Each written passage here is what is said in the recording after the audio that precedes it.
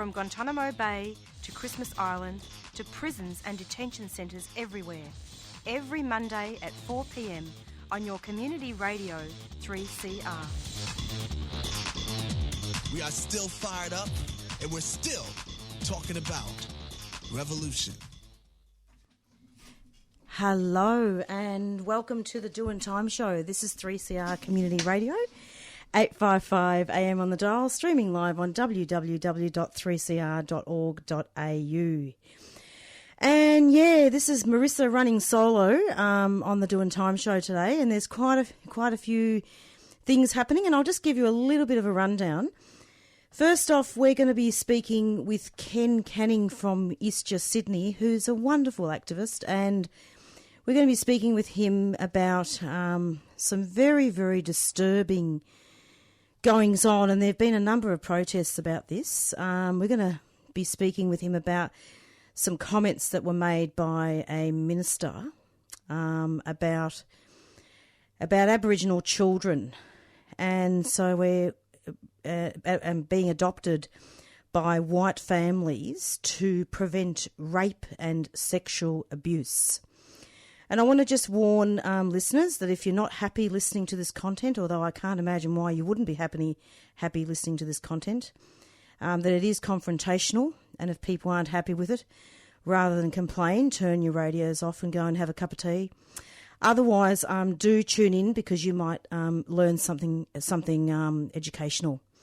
Yeah, so pretty soon we're going to be speaking with Ken about this, and so the Minister has suggested that white families be allowed to adopt abused Aboriginal children to save them from rape, assault and neglect.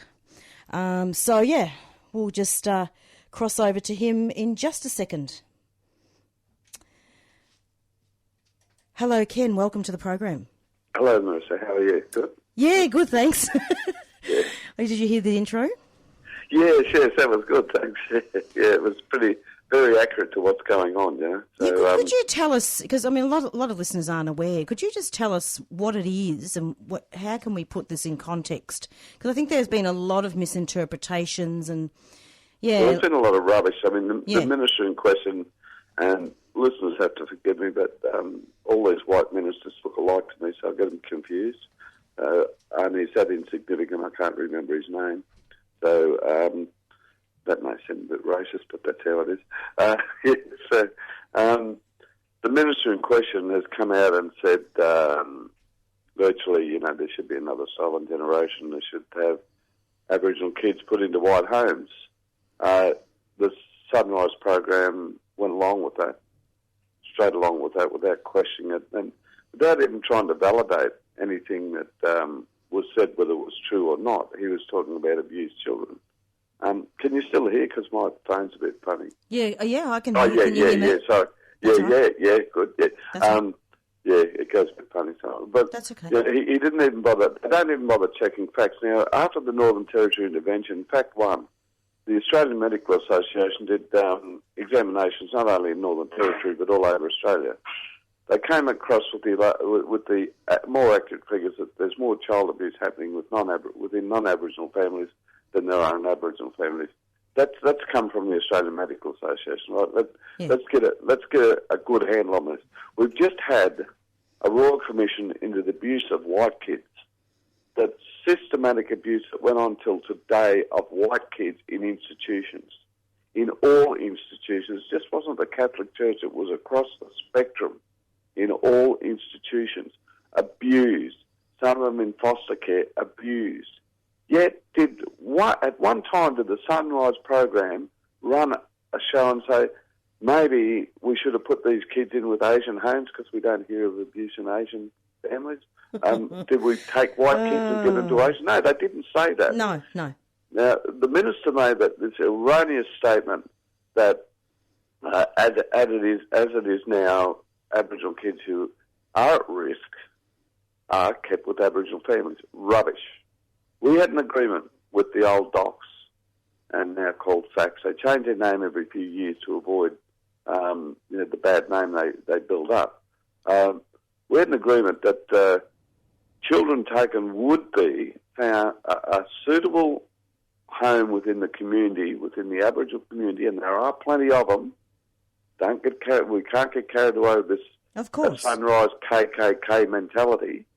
There are plenty of good Aboriginal people out there who could take kids at risk in and want to take kids at risk in. Absolutely. Extended families, good community members. But no, they don't know. They're saying no, they're taken back and Prue McSweeney comes on and says her mouthful. No, they're given back they stay in the community. Rubbish. Kids are taken into state so their parents can't see them. Kids are illegally taken who are not at risk.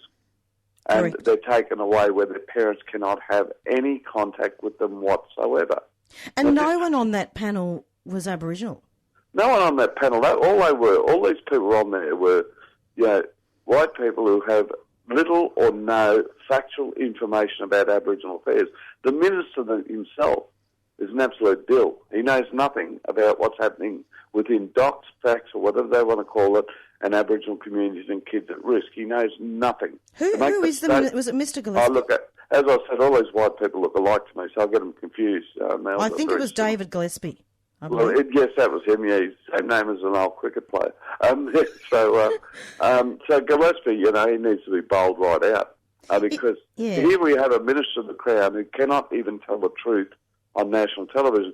We've got to remember those deals on Sunrise. They're not very well informed people. They're just heads on TV. But to make sweeping generalisations like that, they do when it all there's the been time. a historical context in which there's been a stolen generation. Well, it's crazy. Laura Murphy-Yates from NITV did a piece on Viceland, and she pulled it apart factually. And bang, bang, bang, and 3 points she made straight away about what happens to kids, whether kids are at risk or not. And that was in the first two sentences of their clip. In the first two sentences, she pulled apart 3 inaccuracies that were made in 2 sentences. The rest just went downhill from there. The other thing they did, and this is what I call pure cowardice, is they pulled blinds down, soundproofing blinds down so nobody in the studio could hear what was going on. They put a false backdrop there. When you look out the window of the Sunrise program, you see a view of who's walking in Martin Place at the time. Well, I had in my hand, I was home in bed with the flu, but I had in my hand live streaming of our warriors out there demonstrating and protesting. But the Sunrise background was just people walking through Martin Place, no protesters. So they put up a false background to show that there were, to portray to ordinary viewers that there was no backlash from the racist comments they made. So they're hiding away. They're hiding away, but they won't hide away because there's going to be protests every day till this Armitage and little cohorts of white supremacists apologise on national television for their white supremacy. Personally, I think they should be stood down. We've got to a stage in our society where we've got such a fascist government in that these fools are coming out saying what they want, when they want, because they know they'll get away with it. You've got a Prime Minister in there who's such an idiot. He knows nothing about Aboriginal affairs whatsoever. He's such a foolish man. He doesn't know what's happening within Aboriginal communities. This guy is so completely thick to Aboriginal affairs that it's little wonder all the lunatic element like Armitage, McSweeney and this Gillespie come out and mouth off their rubbish. And they get away with it continually. It's not the first time Sunrise has got it completely wrong. They've been caught out in the last 12 months on 4 different occasions saying blatantly racist statements. I would like to see them not get government-selected people on there, but to get grassroots people on there and front up to them live on television and debate the subject with them. They wouldn't last 5 seconds. But even if they're not, even if they're not Aboriginal, Ken, even if they're allies or people somebody that working work in the with industry Aboriginal who people, knows, who know the truth of the matter, not these ludicrous, just headline-grabbing statements that Armitage has a habit of making. And I don't know why they dragged Prue McSweeney out. I mean, I thought she was gone in the 80s. I thought they got her off the air in the 80s. We're looking at dinosaur material here. So, and what happened to family reunification? What happened to all that? Well, according to them, and if you listen to their statements closely, the stolen generation, well, perhaps it's time for another one. So they're endorsing a stolen generation. Not reading, now, as Laura Murphy-Oates pointed out, 2 minutes on a Google search would have showed that they had it completely wrong. 2 minutes on a Google search. They could have went further and read Bringing the Home Report to find out that a lot of kids in white care that were placed with white families were sexually assaulted. Now we have kids that have some of our mothers have won cases to bring them back because it was shown that they were taken illegally. Those kids were left with sexual predators within the white community. Now they're not looking at any of this. This is documented. This is documented in government the Bringing circles. Them Home report. In the Bringing Them a report that has been tabled in Parliament. Yes. Prue McSweeney, Sarah Armitage, David Gillespie, read the reports that your own governments have implemented and tabled in Parliament as a factual document. Read it and get yourself educated. The other thing is start asking Aboriginal people or people working within the industry. Why not just have a check at the government speech of the apology 10 years ago where they said sorry for stealing children illegally from their families? So they've got they're shooting off their mouth at stuff that can be proven to be factually wrong at the blink of an eye. But Ken, this is how unintelligent these poor creatures are. Let me tell you something. It's such nonsense because I used to work for the foster care system, and we used to place children with people of their own culture wherever possible. Yes. That was the first option, and it was written in policy. So I really don't know where they're getting these mistruths from. Well, it's not where they get this truth. This is what they want. This is an agenda they want. They want to see Aboriginal kids given to white families. It doesn't matter whether these kids are sexually abused by these white families. They want an assimilation process. They want kids taken out of Aboriginal families to be de-Aboriginalised. They want a white Australia policy. This is their agenda. This is why they don't bother educating themselves. They're quite happy to go along in their white supremacist mode. And it served them well today because, seriously, no government or no broadcasting tribunals have pulled them up. So, we're going to have a close look at the media and the power of the media and the governing bodies of the media. I remember there was a time where we had racist ads pulled off television because we protested the Australian Broadcasting Tribunal. Racist ads were pulled off. You try and go there now, and they've got all sorts of excuses why these people were allowed to say what they did. So the whole industry needs a really huge shake-up, and the type of people that they're employing in these positions. Why would you want white supremacists sitting there as your guest panellists? Why would you want that? Exactly. You only want it for one reason, to belittle and demonise Aboriginal people amongst the millions of viewers they have. I mean, there were people at the protest. As soon as David Koch saw the protesters, he stormed out of the studio in disgust. These people cannot own up to what they are and what they belong to. They belong to an exclusive club of white supremacists. And, it's very interesting because I was just talking off air to some other people about this topic, and it seems to me that when the economy goes down, that's when all the fascists and the right-wingers come out, and in particular when the political leaders give permission for that. Well, it's like, I've said on your program before, it's like Turnbull when he called the graffiti artists, those who graffitied statues here in Sydney, he called them Stalinist-like, Stalinist-like behaviour, Little do we know, he doesn't even realise tens of thousands of people were killed under that revolution by Joseph Stalin. So two statues get graffiti and he calls them Stalinist-like people. No, that's a really bright statement from Malcolm Turnbull. So you see what sort of deal we're dealing with. We're dealing with a man that's completely out of touch with reality. At the very same time, there were 3 very suspicious deaths or killings in custody here in New South Wales, others in other states. Very suspicious. Huge question marks over. This Prime Minister did not comment on, and I'll tell you why he didn't comment on them, because he knows nothing about them. Now, just very briefly, can you list who those are? Well, the 3 very suspicious ones were Tane Chatfield, young Eric Whittaker, and 2 years ago, David Dungay, which the coronial inquiry is coming up in mid-July this year. It's taken 2.5 years to get a coronial inquiry. Each of those deaths has some very serious questions. But let's not forget the TJ Hickey killing 14 years ago in Redfern, where a police officer was allowed to get in the stand and say, I refuse to give evidence on the grounds it may incriminate me, and the coroner allowed him to go.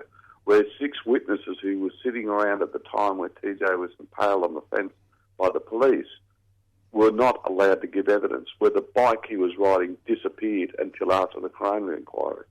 And 14 years later, these questions are still up in the air. Now we've got 3 other families with very, very serious questions to be answered, that corrective services in each case, when the bodies of these young men were found, the Minister of Corrective Services got up and said, within 1 hour, there's no suspicious circumstances around these deaths. How would he know? He wouldn't have had time to get out of his pyjamas to go and investigate.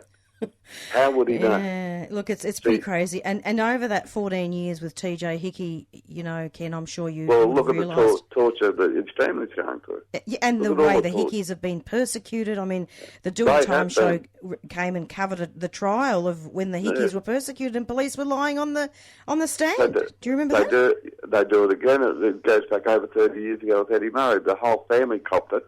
They're trying to fight for justice over, again, the coroner's report came, deaths by personal persons unknown. Well, he was in the Wee-Waa police cell. Who else would have killed him? They don't give the keys to civilians, so the only people who could have killed him were the police, but no one was ever charged. We need their own report said death by personal persons unknown. Exactly. And so we need to implement isn't it, Ken? We need to implement the recommendations of the Royal Commission into Aboriginal deaths in custody. Well, I think because now after all these years they've never implemented them, I think we've got a whole new set of demands that need to be flogged out between us, to grassroots people, activists at the front line and governments, a whole new set of things that they must put in immediately. And we should not have to demand this. We should sit down and tell them straight to their face, and they should just put it straight in, because we're talking about saving lives here. We're not talking about letting our people have a free ride through the jail system. We're talking about saving lives. That's what we want to do. Yeah. And if we save the lives of our people, it'll water down, and other people's lives may be just saved at the same time. I've always said people have got to come up and wake up to this fact, because if they kill every last one of us, they'll start at the most vulnerable at the bottom of the white people's food chain, and they'll start killing them. So people want to wake up to that. And you know, Ken, I don't know whether you've heard about this, but I've been reading lots of articles about young Aboriginal students who, when they try to ask a question in class, one particular young girl was told by her teacher, I'm not going to answer your question, go to your tutor. Don't Aboriginal children get a free ride? Yeah, this really... is disgusting. In the 1990s, there was a documentary made, which they actually, a little test survey they did around classrooms in New South Wales, and it mirrored one that was done in America. What they did, they actually picked the best teachers, the teachers who presumably didn't have any racism with them. They voluntarily were allowed to be filmed while they're teaching. They were shocked to the core at how they dismissed readily Aboriginal children who had their hand up, how at the end of the class, when kids came to ask them a question, how they dismissed the Aboriginal kids and answered the white kids. These were the good ones. These were the hand-picked ones that were not identified as racist. Oh, my goodness. They themselves watched it, and in shock horror, they saw themselves in their own bigotry, subconscious, institutionalised bigotry at work for the first time. Now, that was the good element of the teaching. See, can you imagine the redneck element? Oh. Could you imagine what a disaster this would be in a classroom for an Aboriginal kid, A, to sit isolated, and B, have to put up with white trash like that, telling you, you all get a tutor, so go and ask them. Absolutely. So, yeah. And Ken, that person the only job for that person would be an assistant to Malcolm Turnbull, because they'd know as much about Aboriginal affairs as he does. Nothing. Oh, you have to laugh, otherwise you go crazy, you know. You will go crazy. Absolutely. Ken, it's so lovely to have you on. You've just made my day. Thank you. It's approximately 4:90. I've got to leave with a joke. I'm sorry, I've got to leave Go with on. a joke. Yeah. What do you call a penguin in India? Careful. Yeah? What? Lost. Oh, dear. That's stupid. That's stupid. You got to laugh. You got... Oh, I don't know, Ken. Well, if he was in India, he wouldn't be finding his way around it. He wouldn't know where he was. Oh, I see what you mean. Yeah. Well, that's what he's saying. We better be careful. We're getting onto borderline defamation now. Watch out. No, it's not. A penguin that took the wrong turn. Well, that's true. Wandered down. He ended up in India. So what do we call you? And he said, lost. Oh, Ken, what am I going to do with you? I might actually. Ray Jackson's memorial anniversary is coming up soon, and I hope to actually go up to Sydney. April. And yeah. Oh, it'd be good if he could come up. Yeah. And see if we can honour him for one more anniversary, another anniversary. He was pretty amazing. Well, we used to have a lot of jokes together, so that's in the middle of rallies too, and he'd say, "Just be quiet." Yeah. All right, Ken. Well, you have a lovely week, and I'm sure we'll be having you back for future updates. Thank you very much, Marisa. Thanks so much. Bye. Thanks. Now. Okay. Bye. Bye. And that was Ken Canning from Isja, speaking about Aboriginal deaths in custody and the stolen generation, and how, in many ways, perhaps the government wants the stolen generation to continue.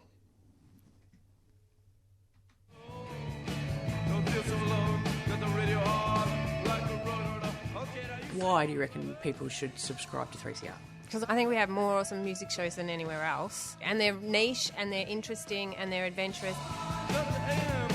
3CR, the perfect companion in your car on your road trip. If you're on digital, no tram interference. But if you're streaming, there's no tram interference. No. That's true. But if you like That's tram correct. interference, is always the AM. The AM, old school. Some people like the crackle on vinyl. Well, some people like noise music. Experimental noise music.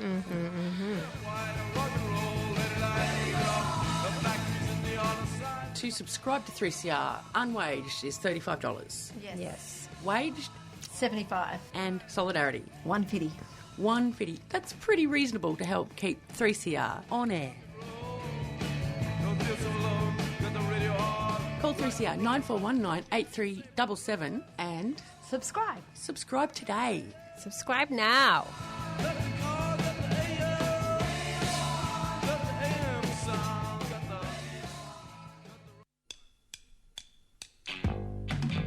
You got to remember, NAIDOC's a special day for us, brothers. That's a reminder who we are. Every year for NAIDOC Week, 3CR Community Radio gives voice to our Indigenous brothers and sisters through Beyond the Bars, Australia's only live prison broadcast. I am a black man. NAIDOC means a lot to me. It's about identity and also about past and present. NAIDOC means a lot to me, for my family and my people. And the people forgetting about our rights. You can access audio from current and past Beyond the Bars broadcasts via the 3CR website. Go to 3cr.org.au/Beyond the Bars and either listen to or download audio from Australia's only live prison broadcast. Happy NAIDOC! And you're back with the Doing Time show. And next up on the show, and I thought I would actually introduce this topic towards the middle of the show because there's quite a lot of material to get through. And we're going to be speaking shortly with Jules Kim, who is the CEO of Scarlet Alliance. And Scarlet Alliance is an organisation representing sex workers. And just to give a little bit of an intro, a transgender woman is currently being held in solitary confinement in WA's Casuarina maximum security prison for men. In January, CJ Palmer was found guilty by a Perth District Court jury of committing grievous bodily harm for transmitting HIV. The prosecution claimed that Ms. Palmer was criminally negligent as she failed to tell a man whom she was in an 8-month intimate relationship with that she had previously tested positive for HIV. However, Ms. Palmer has maintained that she had never been told she had the virus. In February, the 40-year-old sex worker was sentenced to 6 years imprisonment with a non-parole period of 4 years. At the time of sentencing, Ms Palmer had already served 321 days on remand, so she's now looking at spending at least 3 years and 40-odd days in solitary confinement. Now, we're going to be speaking shortly with Jules and also possibly with Andrew as well, the Chief Executive Officer of Transgender Victoria, if he's able to make it. And we're going to be speaking about the human rights of transgender prisoners and also talk a little bit about what's happened, because obviously it's terribly important that people are able to disclose HIV without fear. And it seems to have been criminalised so much. And in fact, in Western Australia, just to talk about the human rights of transgender, the treatment of prisoners is governed under the WA Prisoner Act 1981. Now, Section 44 of the Act mentions the separation of male and female prisoners, but it makes no reference to trans detainees. And the WA Gender Reassignment Act 2000 allows for an individual to be legally recognised as their gender identity if they are a WA resident and have undergone gender affirmation surgery. However, Ms Palmer doesn't meet the criteria to be legally recognised. New South Wales is said to have the best model in the country when it comes to incarcerating trans inmates. After risk factors are considered, it allows for trans people to be imprisoned in accordance with their gender identity, and detainees are also provided with hormone therapy treatment. So I've actually taken the liberty of quoting sections out of an article written by Sydney criminal lawyers who have some really, really pertinent information to this topic, and I wanted to provide listeners with some preliminary material to go on leading up to this very, very important interview. And we'll be speaking to her in approximately 4 minutes. So just a quick note here also on criminalising HIV. So the state didn't charge Ms Palmer with intentional transmission, and advocates for people living with HIV have criticised the laws for being outdated, as they allow for the imposition of steep penalties for transmitting a virus that can now readily be treated. And in New South Wales, an individual living with HIV can be sentenced up to 6 months prison time for failing to take reasonable precautions against transmitting the virus. However, due to changes to the law made last year, it's no longer a requirement that a person living with HIV has to disclose their status. So it'll be very interesting to speak with Jules about this, and also I'm hoping that Andrew is able to join us as well, depending on his commitments and whether or not he is able to make it. And I did speak with him today, and he said he's going to do his very, very best. And you're back with the Doing Time show, and pretty soon we're going to be speaking to 2 guests. It's going to be pretty interesting. I think we're going to be having a bit of a mini panel here. So we're going to be speaking with Andrew from Transgender Victoria. And Andrew, I believe you're the Chief Executive Officer of Transgender Victoria, is that right? Executive Director, that's right. Executive Director. Yeah. Excellent. Same thing, I suppose, same hierarchy. And so thank you for joining us. Welcome. And we're going to be speaking also with Jules. Yeah. Hello, Jules. Jules Kim Good, from the Sex Workers Alliance and Scarlet Alliance. Is that right? Scarlet Alliance. Yeah, Australian Sex Workers Association. And your organisation represents sex workers, correct? That's correct. And what's your title? I'm the CEO of Scarlet Alliance. Wonderful. And welcome to both you and Andrew. And I gave a little bit of a preliminary intro, and we can talk about that in a sec, but happy to have you both. And I think we need to talk about what's happening, isn't it, about the human rights or the violations of human rights of transgender prisoners, and look at what's happened with CJ Palmer. Who'd like to start? Sure. I mean, I can talk a bit about the details of CJ's case. Is that okay, helpful. Andrew? Yeah, absolutely. Yeah. No, I'm not really across CJ's case. I know about what's happening in Victoria, so go for it. That sounds good. Yep. Yeah, so CJ is a transgender woman who has also been a sex worker who was charged with transmitting HIV to her partner at the time, who, it's been established that it was her partner that she was in a non-commercial relationship with, even though the reporting has really played up the angle of her being a trans woman sex worker. That's, obviously the details of the case are, that it involved two human beings. It's an unfortunate case for everyone involved. And it's particularly unfortunate for CJ because she is facing more extreme punishment just because of who she is and because the system isn't equipped to deal with transgender prisoners in WA.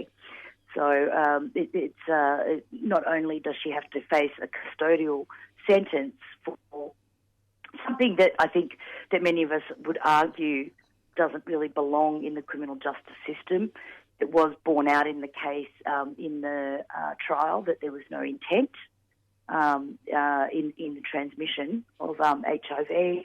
CJ's maintained, that her innocence in this case, but regardless of what you believe, it is a situation where she is being subject to more onerous conditions just purely on the basis of the fact that she's transgender. Yeah, that doesn't sound very healthy, does it? No. I mean, even just on the basics, like when she was in WA, they have what's called the WA's Prisons Act, and it still doesn't have any provisions for transgender prisoners in there. They've got provisions for men and women, and so basically she would have had to have legally had her sex changed, and in order to do so in WA, you actually have had to have gender reassignment surgery. So because of the fact that they didn't know where to place her, she was put in crisis care unit. Even though she didn't need to be in the crisis care unit, it was literally because they didn't know where to place her. And there, she had had a great difficulty getting access to her hormones, so her hormones were cut off. And I think that there's considerations in terms of duty of care in ensuring that somebody doesn't lapse in their hormone treatment to something that that she had been on for a number of years, a great number of years. So all those kind of basic concerns of being in solitary in a cell by herself, ostensibly for her own protection because she's being held in a male maximum security prison. Do you want to comment on that, Andrew? What do you think? Yeah, that is just a frightful situation to be in, and even with the changes in Victoria that are substantial and moving very much in the right direction, that is still going to happen frequently to people who enter the justice system in Victoria, particularly in the early stages of their confinement. They're still using that idea that the four things that the prison system here takes into account now, instead of just being, we used to be housed according to a genitalia, rather than saying whether you'd changed your gender or not. It was literally, what did you have in the downstairs area?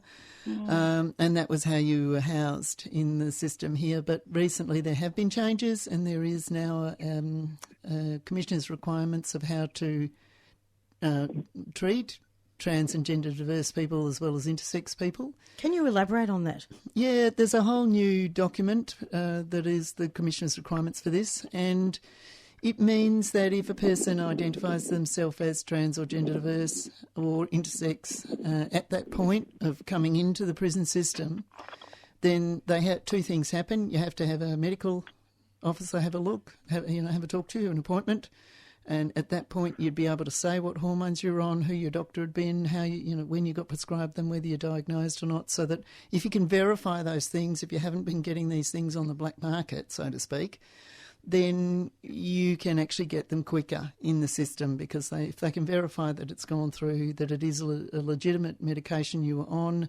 then in Victoria you do stay on that medication. That's the recommendation. And then the second thing is that 3 days from that point, within 3 days, they have to have what's called a management panel, sentence management panel, and that management panel will look at where you're going to be housed. So they'll take into account what threat are you to other prisoners, what threat are other prisoners to you, what threat are you to the actual prison system, and what's your preference. They're the 4 things that they look at. But because of that idea that other prisoners might be a threat to you, which is very often the case regardless of where you're housed as a trans person, you can find yourself in these solitary confinement cells and without anything there to psychologically support you. They are punishment cells, frankly. And so you may have your sentence for whatever you've done, but you kind of get double punished, if you know what I mean. For no good reason, you're in this place, not because you've played up, but because of who you are. Mm-hmm. And I think that highlights like the inconsistencies. The only other kind of prison system that I've had, experience in terms of, transgender prisoners was in New South Wales, and that was quite a different situation. WA has been quite an eye-opener in assisting CJ in her case, in how backwards the legislation is there, and it sounds like you're doing some great things in Victoria. Look, I'm really proud of what's happening down here in Victoria. I think it's absolutely awesome. It's just been rolled out late last year, so we're still in a stage where we've got to train prison staff and officers and general managers and everyone involved so that they actually understand that the rules have changed. So on the ground, it's still struggling to get there, but we are getting there, and there are steps in place, which is so awesome. Yeah, that's fantastic. Like we've often had that issue as well, even when we've been dealing with the police and to have sex industry liaison officers to deal with sex workers. But, you might get agreement at a high level, but the boots on the ground, it's about getting the officers that are dealing with, the people day to day to That'd be a take challenge. that on. Yeah, it is a challenge. Some of that challenge is finance, just to get across everyone to actually do the training of the number of people there are. But, yeah... And you would have heard about the Aboriginal death in custody of Veronica Baxter, who was a transgender woman in New South Wales. And that was quite terrible, and she wasn't given her hormone therapy and many other issues as well. Yeah, I think there's particularly when it comes to intersections with Aboriginal and Torres Strait Islander prisoners, there's a whole range of other issues there as well, which, I think that the prison system has a long way to go. It's incredibly unfortunate. I mean, what I can say is positive is some of the media attention that's kind of come about after the sentencing has meant that CJ's conditions have improved. We have managed to get her back on hormones. So she was actually on, which was fantastic. But it did actually take... Magenta, the sex worker service in WA, coordinated for a doctor to go out there at her own cost, because she actually did have a prescription, but they cut the prescription off, and the prison doctor was just he was incredibly unsympathetic and basically said that he wasn't going to prescribe hormones, because he, as he put it in his own words, he didn't see women in a men's prison, so he wasn't going to give hormones for a non-medical purpose. It meant funny. It's funny how things like that get said, isn't it? Considering that transgender or trans identities are still under the DSM in the Medical Act. So when they then choose to spout that it's not for medical purposes, well, it is, because we wouldn't be in the Act otherwise. Exactly. It always gets me when they do these sort of things. Yeah, and I mean how it's just so facetious to say to somebody who really doesn't. I mean, and I understand that there are some trans prisoners that, and it's about that choice, whether they, where they choose to be. But for CJ, she does want to be in a women's prison.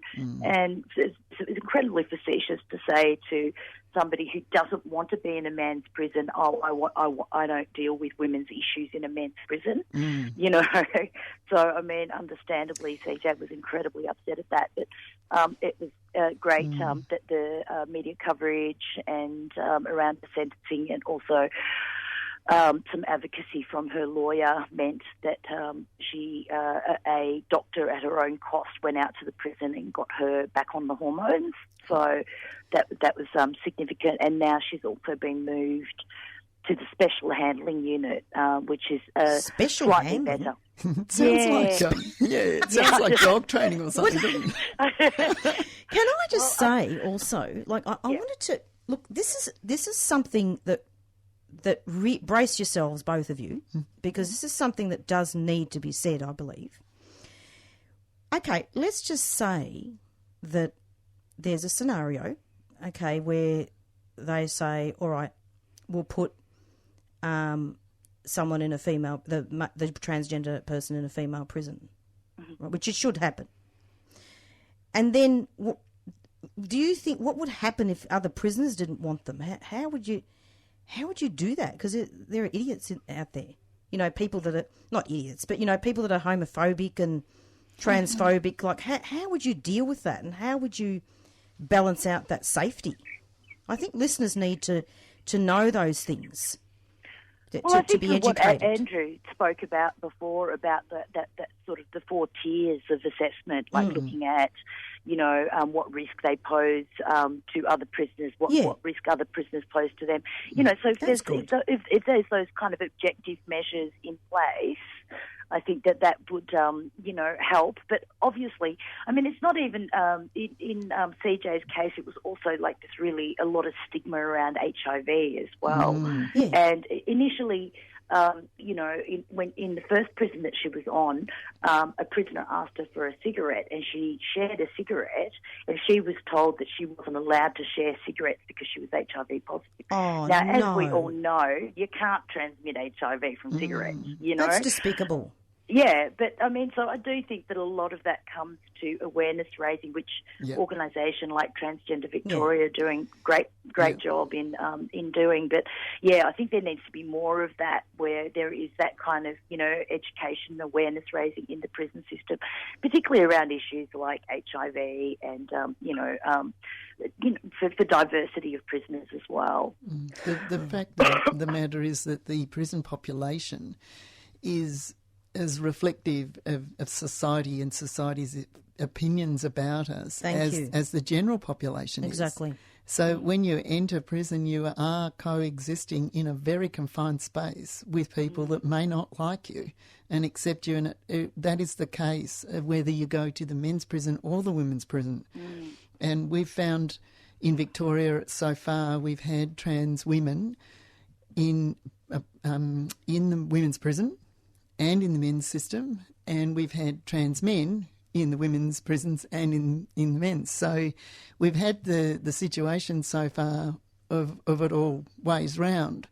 And as we say, the prisoners' preference is taken into account, and so is their sentence, the reason they're in there, their past history. Now, the prisons themselves have had to deal with what it's like in there, and even when you get in, say, the women's prison in Deer Park down here, you might choose to, the prison staff might choose to have the person maybe not over in the cottages and maybe up in the more cell-like environment, and it is actually for their safety, but it isn't those isolated cells that we're talking about. So there's ways to move things around. Inside the prisons, there's different units. So if there's trouble between two prisoners, they can move them so that they're separated. It is difficult to manage these things, and obviously there's moments where it goes astray, and that's how you find out that someone doesn't like another person. It's not pretty, but no, it's not. But it's got to be addressed. The physical structure of the different units inside each prison help them manage things like that, but it's no means a rosy situation. And what we're dealing with here, let's face it, let's say it, is it's a systematic discrimination, because if you have a situation where you only have men and women's prisons, then you have this problem for transgender people. And what about non-binary people? Like, really, you have nowhere to put them that is going to be appropriate. Exactly. I mean, you exactly. And I think, look, we've only got about 5 minutes, and it's look, we've covered a lot of ground, wouldn't you two agree? Yeah. Which is a good thing. But I think the other thing, just so I can draw attention, because I did mention this in my intro, and I just wanted to see if you two wanted to comment on this. And you've talked a lot about the Victorian experience, Andrew, which is what we wanted. But in Western Australia, the treatment of prisoners is governed under the WA Prisoner Act 1981, isn't it? And Section 44 of the Act mentions the separation of male and female prisoners, but it makes no reference to trans detainees. No, that's correct. Yeah. You know? Yeah, that's correct. And I think that that's a real limitation of the Act. And, and so, and also a further limitation is to be legally recognised as either a man or a woman. You have to have to go through this kind of the Gender Reassignment Act of WA, which requires you to go through this panel and also basically have had surgery. So it's what Andrew spoke about earlier as kind of basically, your genitals determining where you're being housed. Oh my God.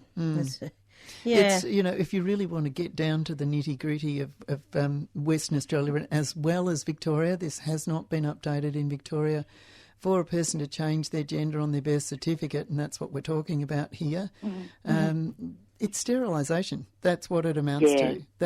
Because, like, a lot of people, often at the time, we're talking about trans women, but when you talk about trans men, and that's me, they say you have to have surgery to reproductive organs for the purpose of passing as the opposite gender. Well, what on earth does that mean? Exactly. Because I've had the chest surgery done, but they say that breasts are secondary reproductive organs. So what they're saying is I have to have a hysterectomy.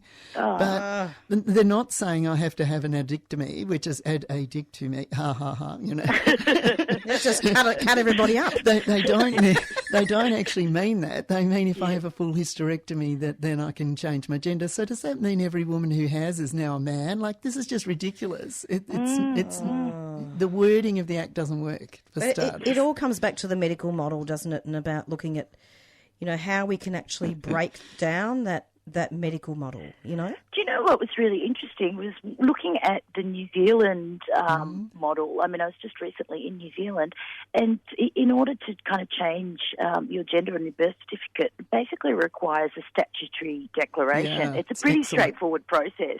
Yep. Yeah, it's amazing. I mean, just across the ocean that, that they can do that there. I don't understand why it's so difficult in Australia. And, theoretically, I mean, it works in New Zealand. It could work in Australia. I'd love to talk about that sometime on another show, actually, when we've got more time. Absolutely. But that's really interesting that there is a country where, that it does work. And finally, I think we do need to provide listeners with just a brief note about not criminalising HIV. Exactly. Absolutely. And look, I mean, I think that there's a lot of fear around HIV now. I mean, there's been such medical advancements around HIV that basically CJ is on her medication. She is undetectable. That means that she presents no onward transmission risk. So if somebody takes their medication and they're undetectable on HIV, it means that they cannot pass on HIV to anyone else. And so it is. She is she places the community at no risk. There are these really robust kind of criminal public health systems in place, that actually the criminal justice system, all it serves to do is actually damage the health promotion model. What we found is that when people see these media circuses play out, then they actually become fearful about getting tested and getting treated, and therefore,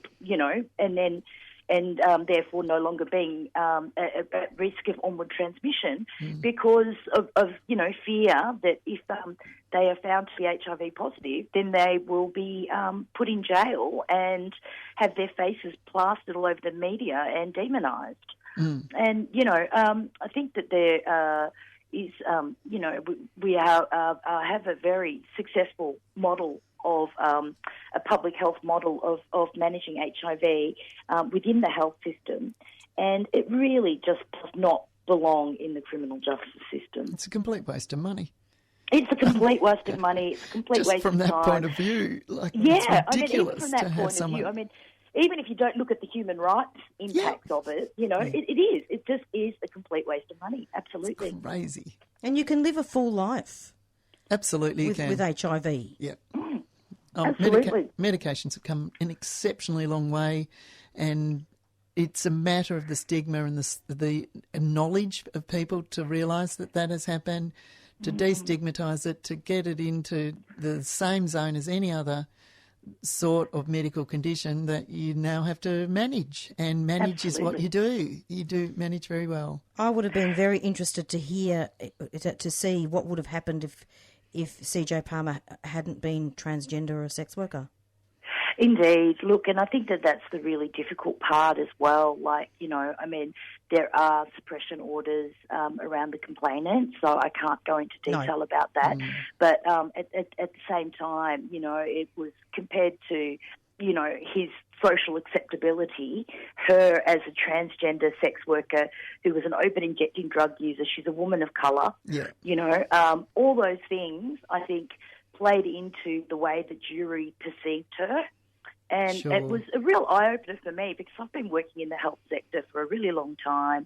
I've been, but actually, just seeing how the general public perceives transgender people, how the general public perceives sex workers and how they perceive HIV, from day one, it was hard to see how she would actually get a fair trial. Yeah, it's an interesting thing that we sometimes talk about, that for the trans population, in some ways, it's really back to where the gay populations were back in the 80s with social acceptance and things. So when you put transgender and then you put HIV into the same thing, the person's probably hardly got a start. They've hardly got a run out of the gates. So. Now we've got 1 minute.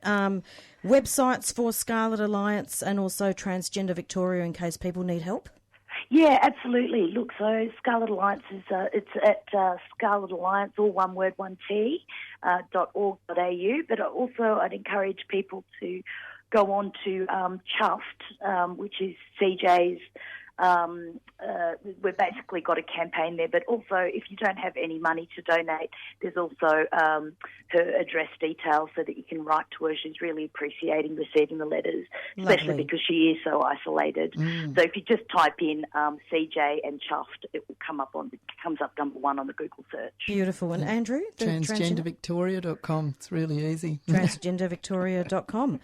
Look, thank you so much to you both. It's been lovely to have you, and I always like these discussions. It's just terribly important, isn't it? Terrific. Thank you for having us. Yeah, thank you so much for having us. Thank you. Okay, take care. Bye. Bye-bye. Bye. And that was Jules Kim from Scarlet Alliance, and also Andrew, who's still here with us from Transgender Victoria. And thank you so much for coming on. That was great. It's 4:57, so it's goodbye from Marisa, and stay tuned every Monday from 4 to 5 for the Doing Time show.